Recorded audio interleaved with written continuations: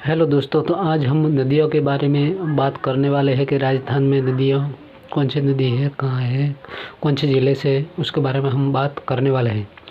तो देखिए, अपना पहला सवाल है कि राजस्थान के कुल सतही जल संसाधनों में राजस्थान का कितना प्रतिशत भाग है। तो राजस्थान का कितना प्रतिशत भाग है? 1.1% भाग है। ठीक है।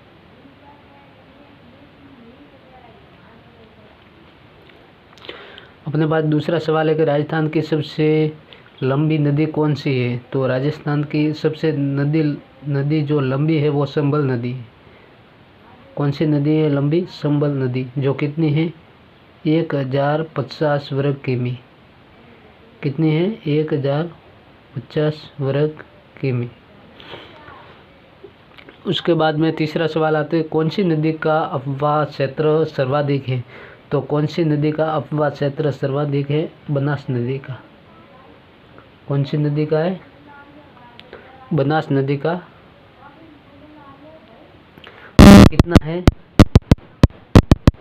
46,570 वर्ग किमी। कितना है?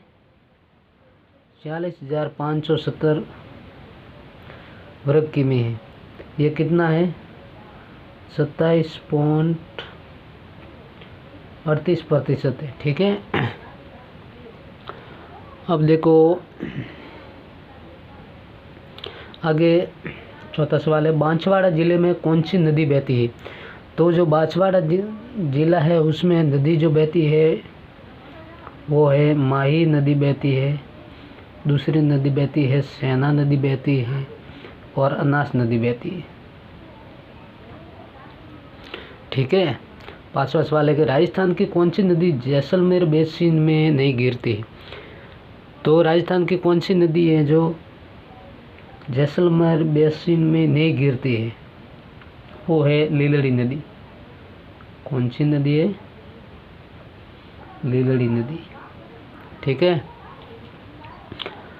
अब आगे छठा सवाल की बात आती है। छठा सवाल है कि कौन सी नदी जयपुर से होकर प्रवाहित होती है। तो कौन सी नदी है जो जयपुर से होकर प्रवाहित होती है? तो वो है बाणगंगा नदी। कौन सी नदी है? बाणगंगा नदी। अपने साथ सातवां सवाल है कि कुराल नदी का संबंध किस जिले से है। तो जो कुराल नदी है वो बूंदी से। कौन से जिले से? बूंदी जिले से। बूंदी जिले से। अपने पास आठवां सवाल है कि डाई नदी का संबंध किस जिले से है। तो डाई नदी है उसका संबंध किस जिले से? तो वो है अजमेर जिले से। कौन से जिले से है? अजमेर जिले से। उसके बाद में अगला सवाल की बात करते हैं।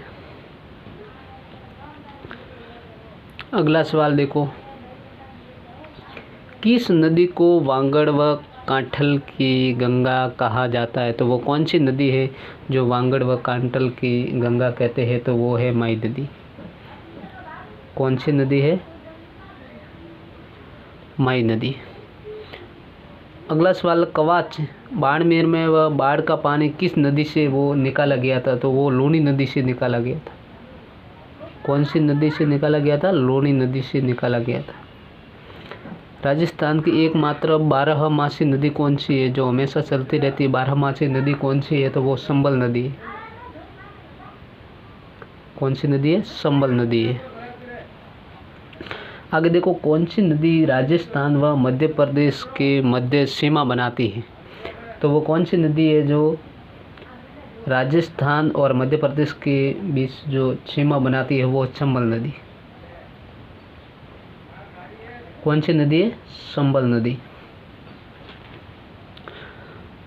आगे देखो इस सवाल, राजस्थान की कौन सी नदी अर्जुन की गंगा कहलाती है। तो वो कौन सी नदी है जो अर्जुन की गंगा कहलाती है? वो बाणगंगा नदी।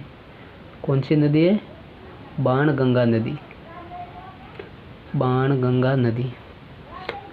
14वां सवाल है कि घग्गर नदी के पाट को क्या कहा जाता है। तो घग्गर नदी के पाट है उनको नाली कहा जाता है। क्या कहा जाता है? नाली कहा जाता है। ठीक है। अगला सवाल है कि आंतरिक प्रवाह क्षेत्र की सबसे बड़ी नदी कौन सी है। तो आंतरिक प्रवाह क्षेत्र की जो सबसे बड़ी नदी है वो कौन सी है? घग्गर नदी है।